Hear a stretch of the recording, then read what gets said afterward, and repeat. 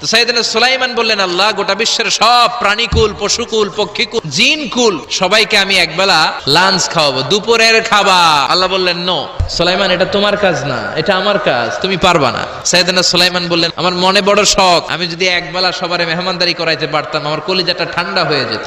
আল্লাহ বললেন, ওকে, ট্রাই করে দেখো পারো কিনা।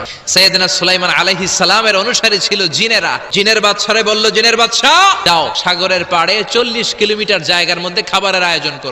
জিনের বাদশা বিশাল বিশাল ডেগ পাতিল নিয়ে সমস্ত জিনদেরকে নিয়ে রান্না বান্নার কাজ শুরু করলো। 40 কিলোমিটার ব্যাপী জায়গা নিয়ে খাবার তৈরি করা হচ্ছে। সব যখন রান্না শেষ, চলে এলো সেই মহেন্দ্রক্ষণ। ইন দ্য মিন টাইম সাগরের ভেতর থেকে এক বিশাল আকৃতির তিমি মাছ হা করে ডেকে বলল, সুলাইমান, খাবার দাও। উনি ঘোষণা দিলেন, যাও এটারে খাবার দাও। তিমি মাছ বিশাল বড় হা করে বসে আছে সাগরে। জিনের বাদশা খাবার দিতে লাগলো। 1 কিলোমিটার শেষ, 5 কিলোমিটার শেষ, 10 কিলোমিটার শেষ, 40 কিলোমিটার শেষ, এখনো তিমি মাছের মুখ হা করা আছে না নাই? সাইয়েদনা সুলাইমান সিজদায় পড়ে গেলেন, আল্লাহর ডেকে বললেন, মাবুদ রে, আমি বুঝতে পারি না, আসলে রিজিক দেওয়ার মালিক আমরা না, গোটা বিশ্বের সবাইকে খাওয়ানোর ক্ষমতা আমার নাই, রিজিকের মালিক একজন, তিনি কে?